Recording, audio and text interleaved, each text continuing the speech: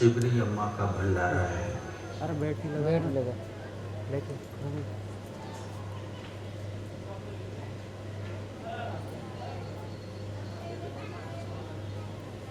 उसने जन्म तो आपकी तरह ही साधारण लिया था,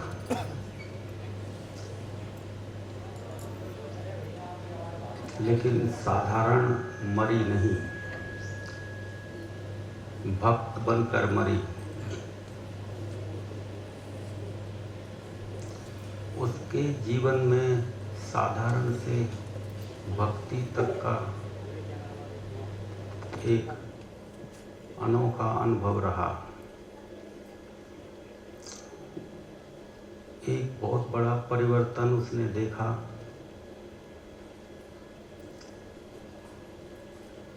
और उस परिवर्तन के आनंद को जन जन में बांटा। जन्म से तो सभी साधारण होते हैं, लेकिन अम्मा को ये साधारण अवस्था पसंद नहीं आई। उसने इस जीवन में कुछ और खोजा, और जो उसने खोजा उसको आप लोगों ने देखा कि किस तरह से उसने नाच नाच कर और गा गा कर उसे बांटा। जो पाता है वही बांटता है। जिसके पास कुछ नहीं वो कैसे बांट पाएगा। जिसके पास कुछ होता है वही देने की सामर्थ्य रखता है। अम्मा के पास जो था वो आप लोगों ने देखा। नाचता वही है जो खुश होता है, गाता वही है जो खुश होता है। दुखी आदमी कभी नहीं नाच सकता, ना ही गा सकता है। अम्मा का सुख संसार का सुख नहीं था, अम्मा का सुख परमात्मा का सुख था। वो इस संसार के सुख से नहीं भरी थी, वो परमात्मा के सुख से भरी थी। संसार में उसको किस सुख की कमी थी? उसके बच्चे थे, इतना बड़ा परिवार, घर, इज्जत, सब कुछ थी। आप लोगों के पास भी नहीं जो अम्मा के पास था। उस सुख को तो अम्मा ने खूब देख लिया। उस सुख में अम्मा ने सुख नहीं देखा। पूजा पाठ से जुड़ी थी।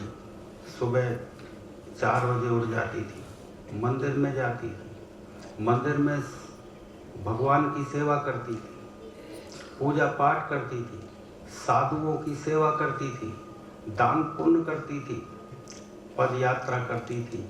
धर्म के नाम पे जो भी था वो सब किया। बच्चों को लालन पालन से लेकर के पूजा पाठ सब किया, लेकिन उसने यहीं तक अपने आप को नहीं रखा। उसने देखा कि ये चीज़ें मेरे लिए यात्रा का पड़ाव है, मेरे जीवन में पड़ाव तक हैं, ये सुख दे सकती है, लेकिन कोई और चीज़ है जो मुझे आगे ले जाना चाहती है। और वो मेरे पास आ गई। मेरे पास आ गई और आने के बाद में उसने वो उस परमात्मा की झलक को पाया। आदमी घर छोड़ता नहीं है। जब परमात्मा का आभास उसे हो जाता है, उसका प्यार उसे मिल जाता है, उसकी झलक उसे मिल जाती है, तो घर तो छूट जाया करते हैं। जिसको परमात्मा की झलक नहीं मिली वो घर छोड़ भी दे तो उसका घर छोड़ना नहीं माना जाता है। अम्मा का घर छूटा था, उसने छोड़ा नहीं था। मैं तो उससे बार बार कहता था कि अम्मा ये भजन तो तू घर में बैठ के भी कर सकती है, तू वहाँ भी कर सकती है। कि नहीं प्रभु, जो मैंने पाया है अब मैं उसको पूरा पाके रहूँगी, पूरा ही पाऊँगी। घर को संभालने वाले हैं, बच्चे बड़े हो गए, उनके भी बच्चे हो गए, अब मेरी वहाँ कोई ज़रूरत नहीं है, वो सब संभाल लेंगे। अब तो प्रभु मुझे नाचने दो, गाने दो, मुझे इस प्रभु का भजन करने दो। और वो पूरा ही पाके मरी। उसने जो जानकारी थी भगवान की वो पूरी की। वो अपने जीवन में कभी वापस नहीं लौटी। मैं तो उससे कहता था, अम्मा तू चली जा। ऐसी ऐसी परिस्थितियां आई। उसके घर में उसका जेठ मर गया, जेठानी मर गई, उसके बच्चे की बहू मर गई। मैं उससे कहता था, अम्मा तू चली जा। तू चली क्यों नहीं जाती? एक बार उनके घर में आग भी लग गई थी कि अम्मा तू चली जा, थोड़ा सा जाने में क्या फर्क पड़ता है, थोड़ी देर जाके आ जाना तो वो लोग खुश हो जाएंगे। लेकिन अम्मा ने कहा कि गुरुजी परीक्षा तो इसी घड़ी की है। आपने एक परिवार छुड़ा के जगत को परिवार बना दिया। अब मेरे तो सभी परिवार वाले हैं, वो ही परिवार थोड़ी है। आग तो कितने ही परिवारों में लगी है, वहाँ भेजो ना मुझे। अब तो जगत की हो गई मैं, अब मैं एक परिवार की ना रही। वो गई नहीं। कभी कभी उसके बच्चे मेरे पास आते थे शादी विवाह के टाइम पे कि गुरुजी अम्मा तो जाएगी नहीं, आप कह दें तो शादी में थोड़ी रौनक आ जाएगी, सभी रिश्तेदार वगैरह इकट्ठे होंगे तो पूछेंगे कि माँ नहीं है तुम्हारी। तो मैं अम्मा से कहता था, माँ शादी में थोड़ी देर हुआ, चली जा, क्या फर्क पड़ता है। तो अम्मा कहती थी, गुरुजी जैसे आग लगी तब नहीं गई तो शादी में कैसे जा सकती हूँ, प्रभु मुझे क्षमा करें। आपने मुझे जब इतना बड़ा परिवार दे दिया, इस दुनिया को पूरे को परिवार बना दिया, अब मुझे उस परिवार की कोई भी ख्याल तक भी नहीं है। फिर भी मैं क्या करता था कि जो उसके बच्चे से कहता था कि कोई बात नहीं, तेरी अम्मा शादी में आ जाएगी, मैं खुद आऊँगा तेरी शादी में। मैं जाता था शादी में, मैं इसलिए नहीं जाता था कि मुझे उनकी शादी अटेंड करनी है, मैं किसी शादी में नहीं जाता। कोई खास प्रेमी हो वो बात अलग है, बहुत ही प्रेमी हो तो चला जाऊँ। तो उनकी शादी में तो मैं इसलिए नहीं जा सकता था क्योंकि वो तो कभी यहाँ सत्संग में आते ही नहीं है, तो मेरा उनसे कोई खास लगाव नहीं है। लेकिन उनकी शादी में मैं इसलिए जाता था कि अम्मा चली जाएगी, अम्मा के लिए जाता था कि वो मैं नहीं गया तो वो पैर नहीं रखेगी। तो वो शादी के लिए कभी नहीं गई, वो तो मेरे साथ साथ जाने के लिए चली जाती थी कि प्रभु यदि आप जाते हैं तो मैं आपके साथ जरूर चलूँगी। मुझे वो अकेला सोना नहीं देती थी कभी, पूरे जीवन रही, मुझे उसने कभी अकेला नहीं छोड़ा, मेरे साथ ही रहती थी, मुझको खिला के खाती थी और जब मैं सो जाता था तब वो सोती थी। इस तरह का उसका रहा। जब मैं नहाता था तो उसका नियम था, एक लोटा पानी जरूर मेरे सिर पे डालती थी। ऐसा यदि कभी नहीं हुआ तो वो पूरा दिन रोती थी। यदि मैं कहता था नहीं अम्मा तू ये मत डाला कर सिर पे पानी, तो परेशान होती है। यदि मैं जल्दी नहा लिया और उसने लोटा पानी नहीं डाला तो पूरा दिन रोने में जाता था। फिर मैं कहता था अम्मा तू मत रो, तो वो रोना बंद नहीं करती थी। यदि उसने मुझे खाना खाते समय खाना एक गस्सा नहीं खिलाया, मैंने नहीं खाया, वो तो खिलाती ही थी, तो मैंने कह दिया नहीं अम्मा बैठो मुझे नहीं खाना, तो वो पूरा दिन रोती थी। और इतना रोती थी, कहती थी कि मैं मूर्तियों के भोग लगाती थी, सुबह जल्दी उठ के उनको नहलाती थी, और जिंदा आप हैं प्रभु और आपको मैं भोग ना लगाऊं, आपको ना नहलाऊं तो मैं कैसे भगवान को मुँह दिखाऊंगी अपना, वो ये कहती थी। तो अम्मा का जीवन चरित्र तो आप जानते हैं, आपके घर घर जा कर के वो किस तरह से सेवा करती थी, कैसे नाचती थी, गाती थी। वो यदि परिवार जो गुरु भक्ति में नहीं होता था उसके घर कभी नहीं जाती थी, चाहे उसने नामदान ले लिया हो, उसकी तो वो कभी शक्ल नहीं देखती थी। और जो कोई गुरु भक्ति में होता था उसके घर बर्तन मांझे आती थी, उसके झाड़ू पोंछे कर आती थी, उसके कपड़ों को धो देती थी। मैं कहता था अम्मा तू क्या करती रहती है? कि प्रभु जब वो आपके ही प्रेम में डूबे हैं तो मैं जब उनकी सेवा करती हूँ तो मुझे ऐसा लगता है कि मैं आप ही सेवा कर रही हूँ, मुझे अलग नहीं लगता है। तो इस तरह से, और आप जानते ही हैं जो मैं बता रहा हूँ। तो अम्मा का जीवन इस प्रकार का रहा। अम्मा कभी पीछे नहीं मुड़ी। अम्मा जानती थी कि मैं किस तरह से, तो उस साधारण जीवन से अम्मा प्रभावित नहीं हुई और उसने उस खास जीवन को जान लिया। भक्ति जानते हैं किसे कहते हैं? भक्ति का मतलब होता है कि मैंने प्रभु तुझे अपना सब कुछ अर्पण कर दिया। सब कुछ नहीं कहते, मैं खुद अर्पण हो गई। जब खुद अर्पण हो जाता है तो उसका सब कुछ भी अर्पण हो जाता है। अम्मा ने सब अर्पण कर दिया, उसके अंदर कुछ भी ऐसा अहंकार नहीं रहा। एक बार अम्मा भजन गाती थी, मैं वहीं बैठा था, तो वो कह रही थी या घट भीतर उल्टी लीला उलट पुलट कर दे। मैं कहता था माँ ये भजन में तो नहीं है लाइन, ये क्या गाती है तुम? कि प्रभु आप जानते हैं। फिर क्या पूछते हैं कि जो मैं जानती थी, जो इस दुनिया में मैंने जाना, वैसा प्रभु के आनंद में बिल्कुल भी नहीं है, वो बिल्कुल अलग है। मैंने यहाँ का दुख देखा, परमात्मा के जो सफ़र में दुख है वो उस दुख से अलग है। जो आनंद मैंने इस दुनिया में देखा, परमात्मा का आनंद बिल्कुल अलग है। जो कुछ मैंने यहाँ देखे, सूरज चंदा रोशनी, वो रोशनी बिल्कुल अलग है, वो सूरज चंदा बिल्कुल अलग है। जो मैंने यहाँ जाना वो कोई मेल नहीं खाता प्रभु। इसलिए मैंने इस भजन में एक लाइन अपनी तरफ से जोड़ दी, या घट भीतर उल्टी लीला उलट पुलट करते। प्रभु इसको मैं कैसे समझाऊं लोगों?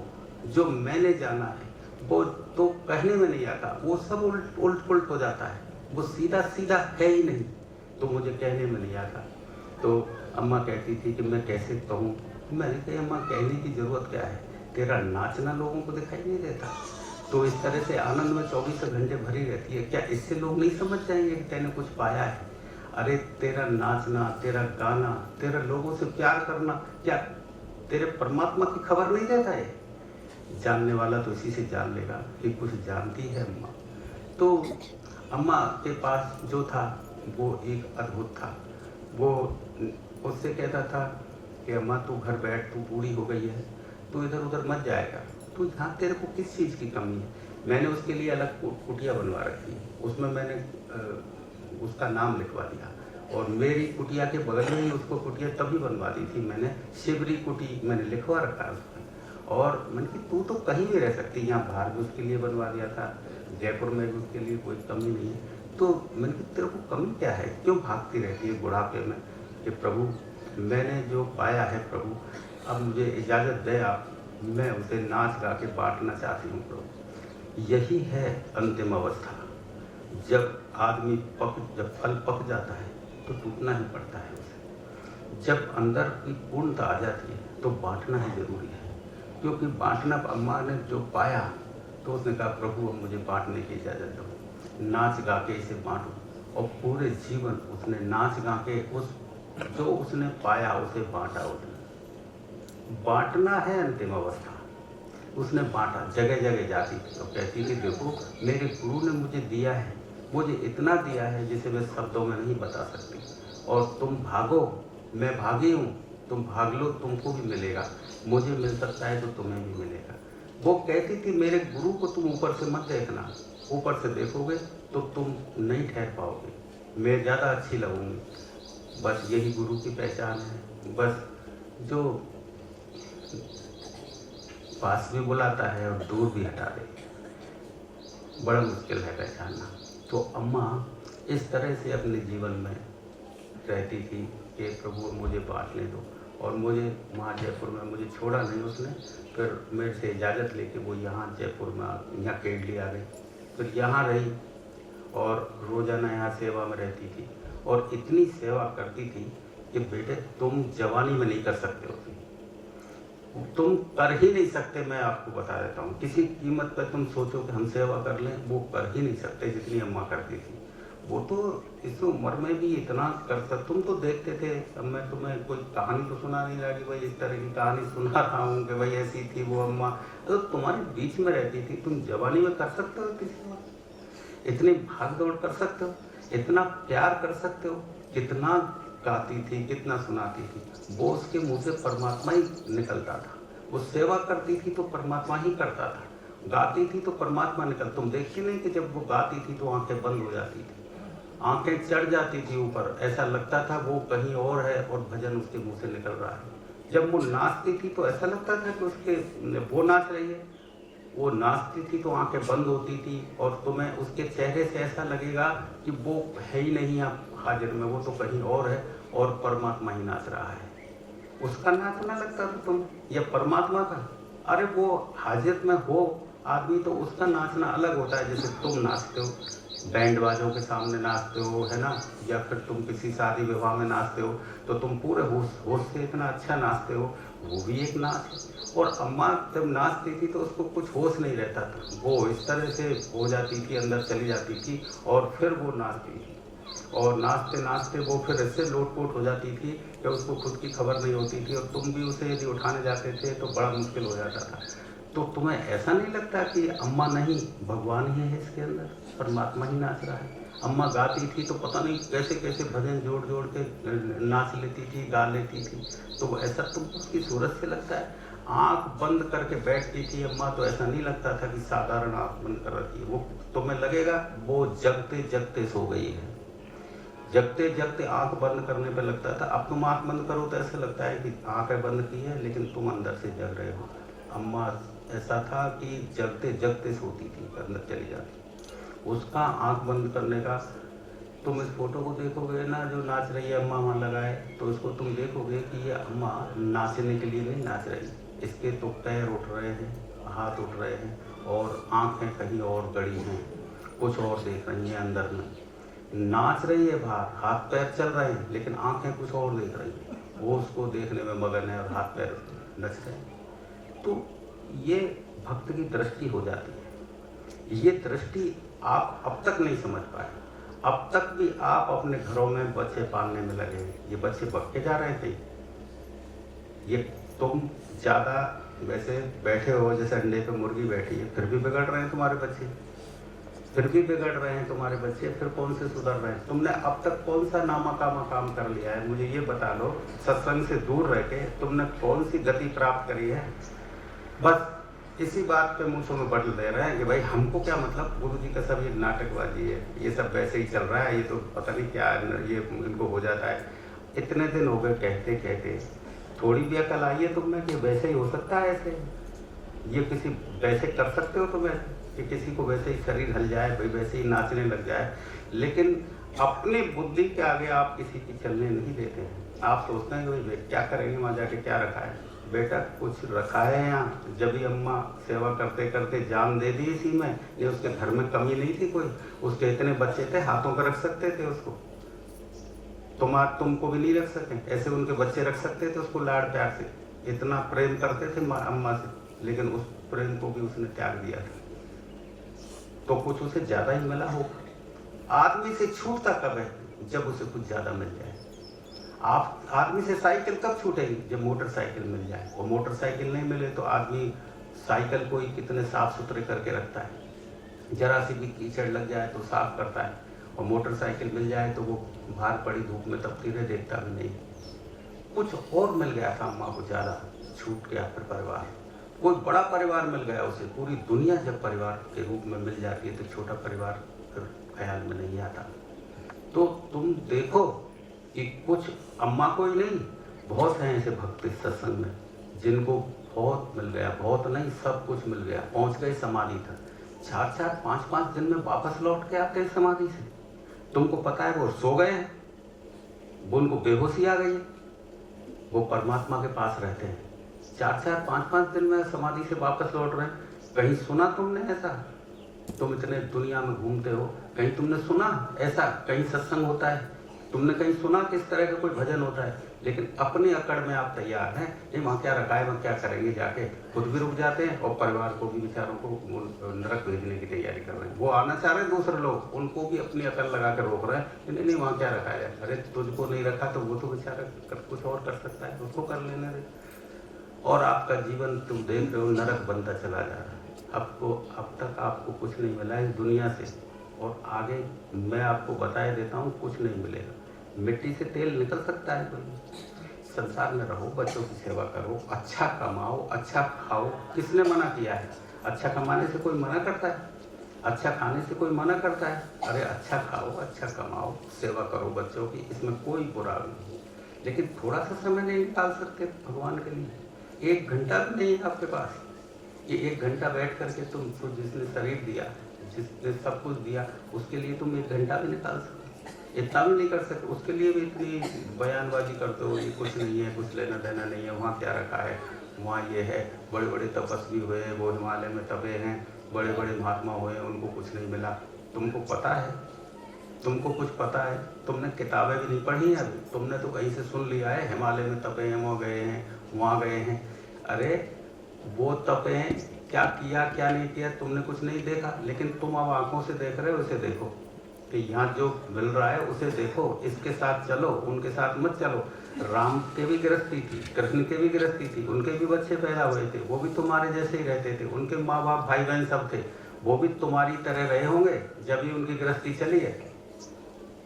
ऐसे मत सोचो कि साहब राम कोई अलग थे, वो कृष्ण कहीं अलग थे, कबीर कहीं अलग थे, तुम्हारी तरह बच्चे थे, तुम्हारी तरह खाते कमाते थे। ये देखो, इस पे दृष्टि जमाओ।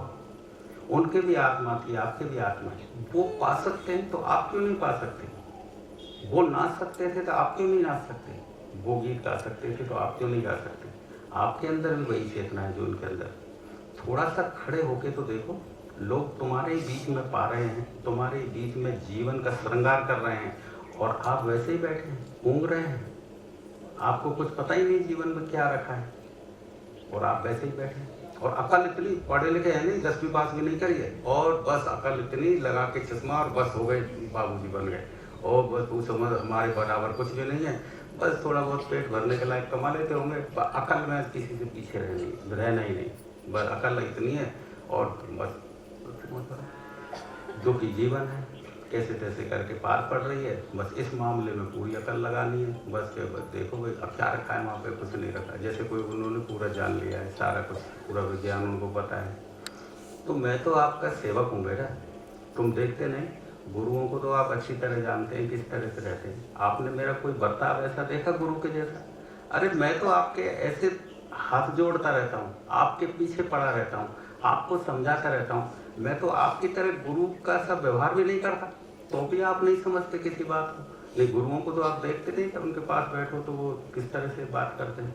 मैं तो सेवक ही बना हूँ आपका, और फिर आप वजन नहीं कर सकते, फिर आपको कुछ सूझती नहीं बिल्कुल भी। मैं तो आप ही की सेवा में लगा रहता हूँ, और फिर आपको कुछ समझ में नहीं आता।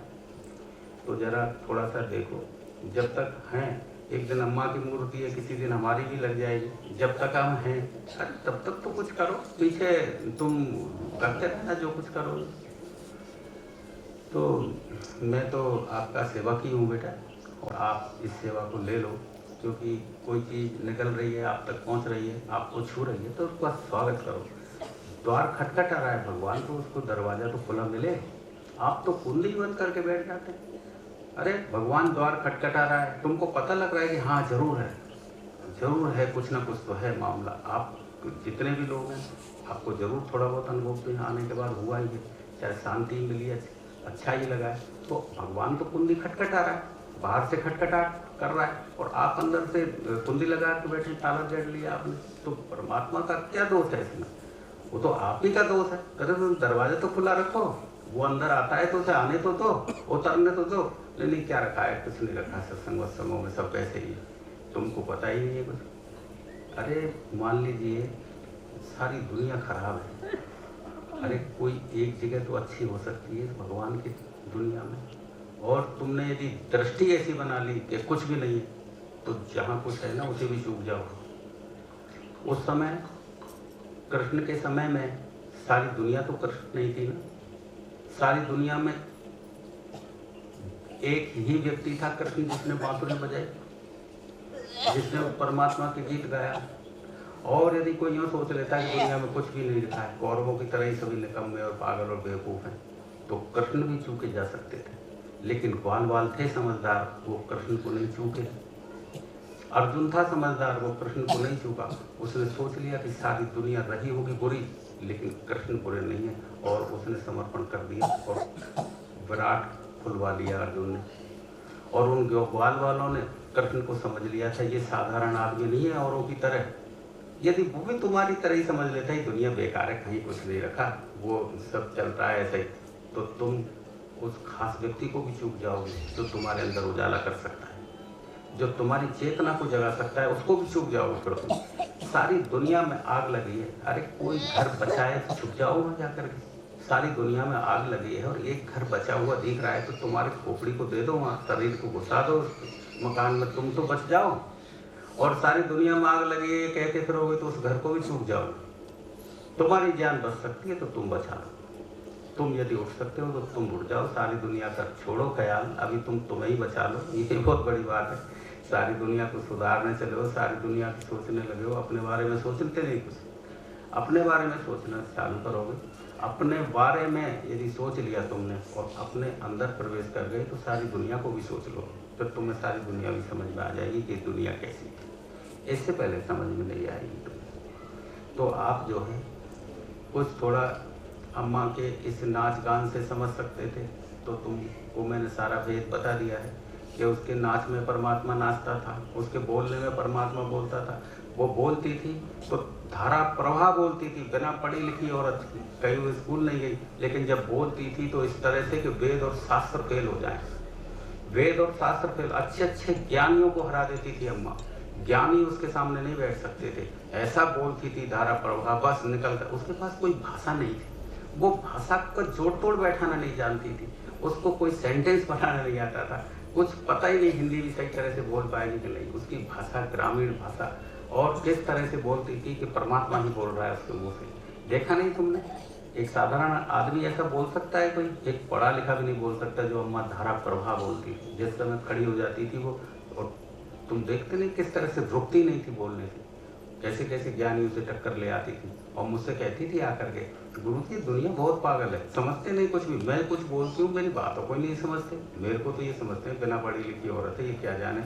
अरे उसको कहीं तो मेरी बात लग रही है, जाके उस लग रही है उस बात को स्वीकार करते हैं और मेरे को भी स्वीकार करते हैं, मत तो बिल्कुल सही बोल रही है, सही बोल रही है, लेकिन मानते नहीं मेरी बात। ये क्या पागल हो गए लोग, मेरे को स्वीकार करते हैं कि तू सही बोलती है अम्मा, तू जो बोल रही है ऐसा कोई नहीं बोल सकता, लेकिन मुझे मेरी बातों को सुनकर के मानता नहीं कोई आता नहीं है सत्संग। और वो इतना कहती थी, अपने गुरु की बात करते करते रोने लग जाती थी। जब मेरी बात चलती थी तो अम्मा के आंसू आ जाते थे, जरा सी कोई बात करे उसको और कोई बात ही नहीं रहती थी, वो तो एक ही बात करती थी, उसी बात में तुम शामिल हो जाओ तो हो जाओ, वो तुम में शामिल नहीं होगी। और तुम्हारी बातों में शामिल भी वो इसलिए होती थी कि वो अपनी बातों में आपको शामिल कर ले, तो थोड़ी देर को आपको वो चक्कर में घेर के अपनी में शामिल करने के लिए बोलती थी। तुम्हारी से इसलिए बोलती थी कि वो उसकी सुन लो तुम, नहीं तो उसको तुम्हारी से बोलने की कोई जरूरत नहीं, तुमको पकाती थी बस कि भाई किसी तरह से ये पक जाए, मेरी बातें सुन ले बस, नहीं उसको कोई मतलब नहीं। बाकी मेरे से आके है ना, तुमसे तो मीठी बोली आती थी, और जब तुम उससे उसकी नहीं मानते थे तो मेरे से शिकायत करती थी, तुम्हारे यहाँ गुरु बहुत निकम्मी है, वो सही नहीं है। तो मैंने कहा तू तो उसके यहाँ 4-5 दिन ठहर के आई। नहीं गुरुजी अच्छी है वैसे तो, कोई दिक्कत नहीं है, पर जो कहते हैं वो तो मानती नहीं, ले दे के फिर वही फालतू और बकवासबाजियों में लग जाती है, वो ना तो सेवा में जाती है ना कुछ करती है, भजन करती है, तो मैं नहीं जाऊँगा उसके पास, ऐसा करती थी। तो अम्मा के पास में जो भी था वो पूरा की पूरा वो जीवंत था, वो ऐसा नहीं था सीखा हुआ, जैसे आप सीखा हुआ करते हैं, आप कुछ सीख लेते हैं, स्कूल में सीखा है तो कुछ आपकी नौकरी लग जाती है, सीखे हुए पे आप मतलब जो है ऊपर भवन बनाते हैं, आपको माँ बाप को सिखा देते हैं तो उस सीखे हुए पे भी आप और अच्छी अच्छी ईंटें जमा लेते हैं। आप कुछ भी सीखते हैं इस दुनिया से, फिर ऊपर उसमें अच्छे अच्छे कंगूरे लगा लेते हैं। अम्मा के पास ऐसा नहीं था, उसने कुछ सीखा नहीं, उसके तो जन्मा था अंदर से, परमात्मा जन्मता है बेटा, ऐसा नहीं पहले से सीखा जाता है। ये पूजा पाठ वगैरह ये तो आप पहले से सीख लेते हैं और उसी की तरह करने लग जाते हैं। अम्मा के तो पूजा पाठ छूट गए थे, इतनी पूजा पाठ तो आप कर भी नहीं सकते। 4 बजे उठती थी, मंदिरों में जाती थी, भजन गाती थी, सेवा करती थी साधुओं की, लेकिन जब उसने सच्चे भगवान की झलक पाई तो वो नकली सब छूट गया। उसने कहा, उसने कहती थी कि अब क्या रखा है, असली पूजा समझ में आ गई गुरुजी, अब नकली पूजा नहीं होती मेरे से, अब असली दर्शन हो गया। जब मुझे पत्थर नहीं पूजने लगा, पत्थरों को मैं नहीं देखती, अब मुझे असली समझ में आ गया। जब तो उससे तो जब बड़ा पकड़ में आ जाता है तो छोटा जो होता है वो छूट जाता है। छोड़ने से कुछ नहीं छूटता, बड़ा एक बार पकड़ में आ जाए तो छोटे की अहमियत घट जाती है। अम्मा के साथ में यही हुआ, जब विराट पकड़ में आ गया तो तुच्छ छूट गया, फिर तुच्छ की अहमियत छूट गई और अम्मा वो सब जान गई जो जानना था। और मैं आपसे यही कहता हूँ बेटा कि विश्वास करो और देखो तुम जाके अंदर, तुम में से कितने ही लोग हैं, 90% लोग ऐसे हैं जो जानते हैं, तो भरोसा करो और चलो। और अब तक ये फालतू बकवासबाजियाँ जो बहुत हो गई हैं, ना आपका परिवार छूटने वाला है, ना आपका बच्चे छूटने वाले हैं, इसकी गारंटी है। वो चिंता मत करना, वो आप परिवार में ही रहोगे। यदि छोड़ोगे भी ना तो उल्टा लाके पटक दूंगा परिवार में। आप चिंता मत करो, आपका कुछ छूटने वाला नहीं है। लेकिन थोड़ा सा अपने साथ तो करीब आओ, थोड़ा सा। किसने बैठा दिया आपके दिमाग में कि मेरा घर छूटेगा? बहुत से लोग कहते हैं नहीं, बुढ़ापे में भजन करने की उम्र होती है। जब घिस जाओगे पूरे चंदन की तरह, जब करोगे भजन। जब प्रेम करने की उम्र जवानी होती है बेटा, क्या बुढ़ापे में प्रेम करोगे? जब प्रेम करने के हाथ पैर नहीं रहेंगे, कमर में दर्द हो रहा है, प्रेम का नाम ले सकते हो? प्रेम करने के लायक तो आदमी जवानी में ही रहता है। अरे तुम जरा ये तो देखो, जितने भी लोग हुए, मीरा हुई, है ना, बुद्ध हुए, नानक हुए, रैदास हुए, कबीर हुए, जवानी में ही इन्होंने प्रेम जगाया, बुढ़ापे में जगाया इन्होंने प्रेम? कोई ऐसा हुआ जो बुढ़ापे में जगाया? बोलो। वो गुरु कृपा हो जाए तो वो कोई भी उम्र हो उसमें जगा देते हैं। और अभी भी मेरे पास जितने भी लोग आते हैं वो ज़्यादातर जमात तो जवान लोगों की है। और बूढ़ा कोई आ भी जाए तो मैं तो कर लेता हूँ उसे जवान, अपने आप बना लेता हूँ जवान। क्योंकि बूढ़े बड़े मेरे पास में केस नहीं खाती होंगी। बूढ़ा कोई आ भी जाए तो जवान बनना ही पड़ेगा मेरे पास आए तो उसे बना लेता हूँ जवान। क्योंकि प्रेम तो जवानी से निकलता है ना। बुढ़ापा तो एक तरह से थकी मांदी उम्र होती है, तो मैं थकी मांदी उम्र नहीं रहने देता आदमी। वो बुढ़ापे में भी जवानी का फील आ जाता है कि मैं तो गुरु जी ने जवान। तुम कहते नहीं, अम्मा कहती नहीं थी तुम्हारे सामने, तुम तो देखा कि नहीं गुरु जी ने तो मुझे जवान बना दिया। और तुम उसकी तरह कर नहीं सकते थे काम, जवानों की तरह काम करती थी, भागती थी, दौड़ती थी। और जब बड़ा मिलता है तो छोटा छूटता है, उससे छूट गया। तुम देखो हनुमान जी को बेटा, हनुमान जी को क्या कमी थी? उसके पिताजी केसरी थे, राज्य था, वैभव था, उसके खुद के ही दास दासियाँ मौजूद थी हनुमान जी के। लेकिन जब राम की सेवा में वो रहे और उन्हें लंका भी जीत ली, सीता भी वापस आ गई, तो केसरी जी आए और हनुमान जी से बोले कि बेटा अब तो राम जी अयोध्या आ गए हैं वापस, अब कुछ भी आपकी ज़रूरत नहीं है, चलो राजघाट संभालो और दास दासियों आपकी सेवा करेंगे। कहाँ हैं? ज़मीन पे सोते हो और जो मिल जाता है वो खाते हो, आपको तो 3600 प्रकार के भोजन मिलेंगे वहाँ पे, चलो। तो हनुमान जी रोने लग गए, बोले कि पिताजी आपको 36 प्रकार के भोजन लगते होंगे अच्छे, मुझे जो मालिक का बचता है उसे खाने में जो आनंद आता है वो 36 प्रकार के भोजनों में नहीं आया था पहले। जब मेरे दास दासियाँ रहती थी और मेरी सेवा करती थी, मुझे वो आनंद नहीं आया जो मुझे मेरे सेवा करने पर मुझे आनंद मिलता है। मुझे उन डल्लपों पे आनंद नहीं मिलता जो ज़मीन पर सोने पे मिलता है। और केसरी जी को लौटा दिया था हनुमान जी ने कि बात ये नहीं है कि मेरे प्रभु अयोध्या आए हैं तो सेवा छूट जाती है। मैंने कोई कंडीशनल सेवा नहीं ली है, पूरे जीवन मैंने अपने आप को अर्पित किया है कि मैं पूरे जीवन मालिक की सेवा में रहूं। अब मालिक वो अयोध्या में है और चाहे लंका में, मुझे इससे कोई फर्क नहीं पड़ता। कोई और चुन लो उस गद्दी पे बैठने के लिए, मैं नहीं बैठूंगा। और हनुमान जी ने पूरे जीवन और राम जी के साथ काटी। और तुम जरा देखो गौर से, राम भगवान जैसे लगते थे। हनुमान जी ने तो चमत्कार दिखाए, वो छोटे से बन जाते थे, विराट रूप में बड़े बन जाते थे। अष्ट सिद्धि नवनिधि था, 8 सिद्धियाँ मौजूद थी, 9 निधियाँ मौजूद थी। वो ज्ञान के पूरे मालिक थे, बुद्धि के विधान थे, वो सब कुछ इतना कुछ था। राम जी खुद ही हनुमान जी से पूछ के काम करते थे, नहीं करते थे। वो सरजीवन बूटी लानी थी तो हनुमान जी लेके आए।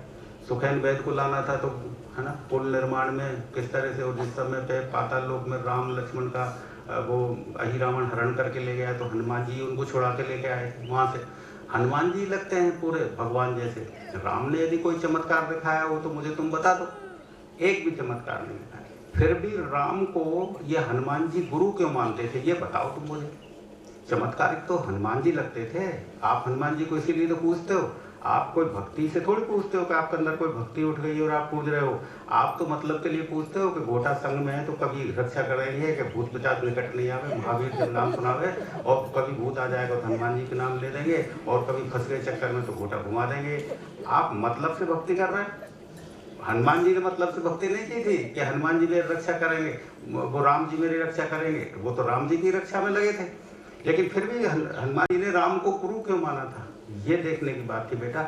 हनुमान के पास आत्म जागरण नहीं था और राम के पास था आत्म जागरण। जिसके पास आत्म जागरण है वो ना कुछ दिखता हुआ भी सब कुछ होता है, ये हनुमान जी जानते थे। राम जी चाहे नाम कुछ दिखते थे लेकिन सब कुछ थे, ये हनुमान जान गया था अंदर जाकर।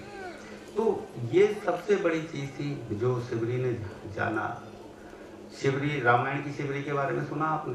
रामायण की शिवरी थी, नहीं सुनी? उसे कोई झलक मिल गई थी, कोई झलक मिली थी उसे। उसके गुरु कह गए थे कि मैं तो शरीर छोड़ रहा हूँ, लेकिन तुझे कोई झलक नहीं मिली है, तुझे पूरे ही भगवान मिल जाएंगे, इंतजार करना। और पूरे जीवन इंतजार किया उस शिवरी ने। रोज फूल बिछाती थी, रोज बेर तोड़ तोड़ के लाती थी, पेड़ झाड़ी से बेर तोड़ के लाती थी, चक चक के रखती रहती थी। और जो भी कोई उसके फूल पे चढ़ जाता, फूलों के रास्ते पे चढ़ जाता था, उससे लड़ती थी कि मेरे भगवान आएंगे और तुम कैसे, तुमने मैले कर दिए फूल, तुम दूसरे रास्ते से निकल जाओ। और साधु संतों से ये कहती थी। साधु संत समझाते थे कि अम्मा कोई भगवान आते हैं क्या, भगवान आते हैं क्या जो तू रोज फूल बिछाती है? तो वो क्या कहती थी उनसे कि आएंगे, मुझे मिलिए झलक उसकी। मुझे थोड़ी सी झलक गुरु ने दिलवाई है। जब गुरु ने दिलवाई है तो उन्होंने आश्वासन दिया है कि तुझे झलक मिली है ना तो पूरे भी आएंगे, इंतजार करना, इसलिए मैं रोज फूल बिछाती हूँ, पक्का आएंगे। और देखना रामायण पढ़ के, वो कहानी तो चाहे कुछ भी दे दी उसमें, लेकिन फूल बिछाते बिछाते एक दिन सच्चे भगवान आ गए उसके पास, आ गए। विश्वास किया गुरु ने, विश्वास, जिसको झलक मिल जाती है वो दौड़ता है। और फिर उससे परिवार छूटता है, परिवार छूटता नहीं, उसकी पकड़ ही छूटती है। परिवार तो बना रहे, तुम परिवार में भी रहो और मोह तुम्हारा छूटे, प्रेम निखर जाए तो अच्छी बात है। तो आपको मैं वो दृष्टांत दे रहा हूँ जो भक्तों ने पाया।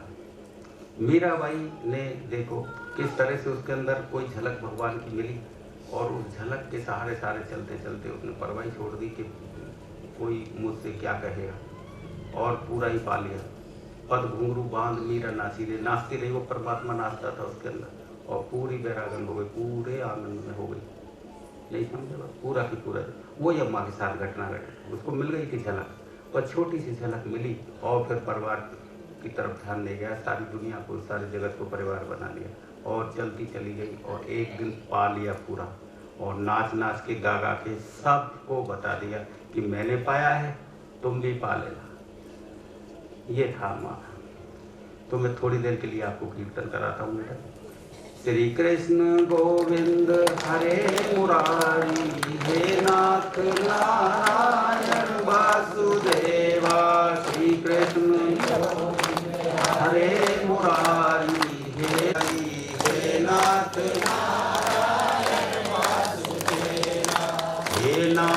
नारायण वासुदेवा, हे नाथ नारायण वासुदेवा, हे नाथ नारायण वासुदेवा, हे नाथ नारायण वासुदेवा, हे नाथ नारायण वासुदेवा, हे नाथ नारायण वासुदेवा, हे नाथ नारायण वासुदेवा, हे नाथ नारायण वासुदेवा, हे नाथ नारायण वासुदेवा, हे नाथ नारायण वासुदेवा, हे नाथ नारायण वासुदेवा, हे नाथ नारायण वासुदेवा, हे नाथ नारायण वासुदेवा, हे नाथ। श्री कृष्ण गोविंद हरे मुरारी, हे नाथ नारायण वासुदेवा। श्री कृष्ण गोविंद हरे मुरारी, हे नाथ नारायण वासुदेवा, हे नाथ नारायण वासुदेवा, हे नाथ हे नाथ नारायण वासुदेवा, हे नाथ नारायण वासुदेवा, हे नाथ नारायण वासुदेवा, हे नाथ नारायण वासुदेवा, हे नाथ नारायण, हे नाथ नारायण वासुदेवा, हे नाथ नारायण वासुदेवा,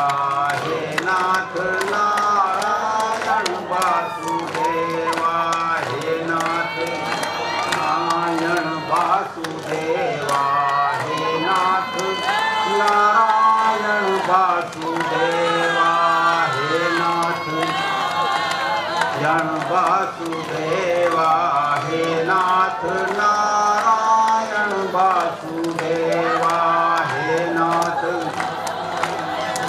वासुदेवा हे नाथ नारायण वासुदेवा हे नाथ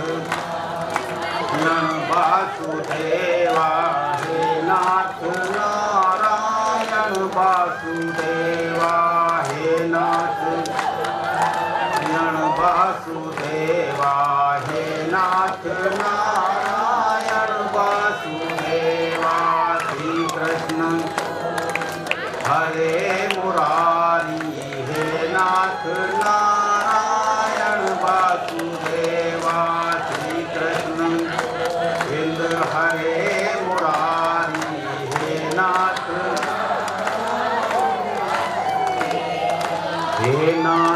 नारायण वासुदेवा हे नाथ नारायण वासुदेवा हे नाथ वासुदेवा हे नाथ नारायण वासुदेवा हे नाथ वासुदेवा हे नाथ नारायण वासुदेवा हे नाथ वासुदेवा हे नाथ नारायण वासुदेवा श्री कृष्ण हरे मुरारी हे नाथ नारायण वासुदेवा श्री कृष्ण हरे मुरारी हे नाथ नारायण वासुदेवा श्री कृष्ण गोविंद हरे मुरारी हे नाथ नारायण वासुदेवा श्री कृष्ण हरे मुरारी हे नाथ नारायण वासुदेवा हे नाथ नारायण वासुदेवा हे नाथ नारायण वासुदेवा हे नाथ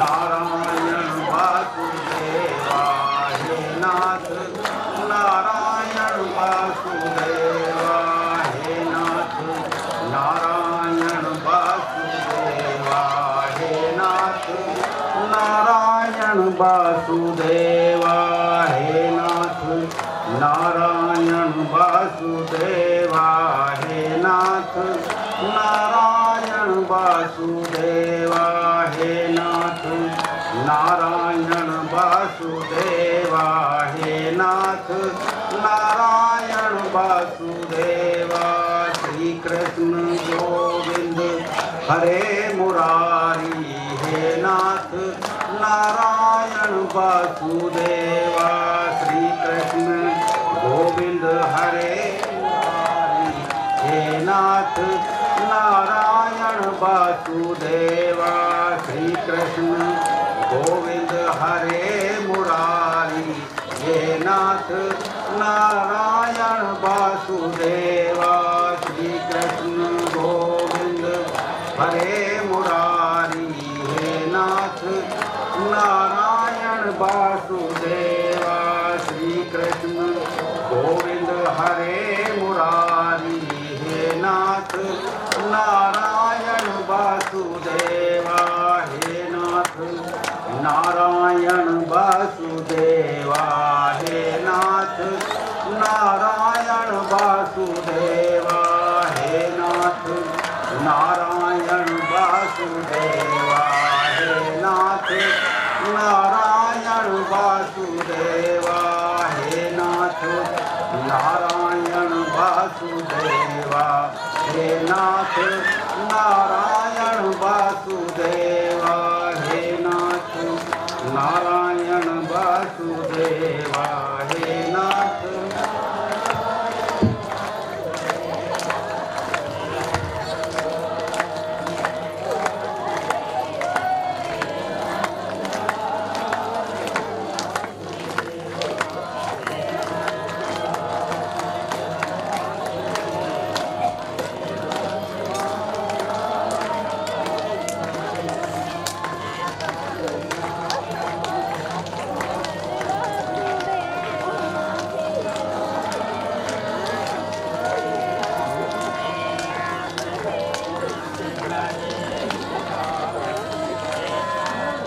भक्ति की महिमा बताई मेरे गुरु जी, आज दियो ये है ज्ञाना, ओ गुरु रंग बरसे। भक्ति की महिमा बताई मेरे सतगुरु, आज दियो ये है ज्ञाना, ओ गुरु रंग बरसे। रंग बरसे गुरु अमृत बरसे, बरसे बरसे बरसे, ओ गुरु रंग बरसे। सेवरी नारी जाति की भिलन, सेवरी नारी जाति की भिलन, भक्ति से गुण उजियारा, ओ गुरु रंग बरसे। दासी पुत्र कहत सब नारद, भक्ति से ऋषि तनु धारा, ओ गुरु रंग बरसे।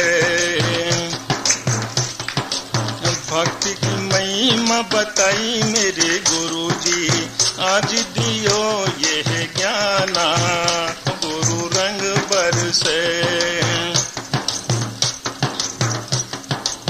नावा भक्त स्वपचि के बालक, पूज तू भक्ति आधारा, गुरु रंग बरसे।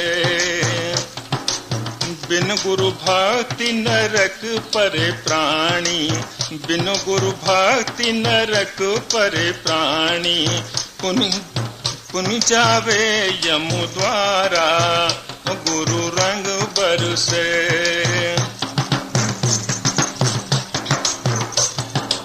बहुत जन्म के भाग उदय जही, ती गुरु मिले आधारा, गुरु रंग बरसे।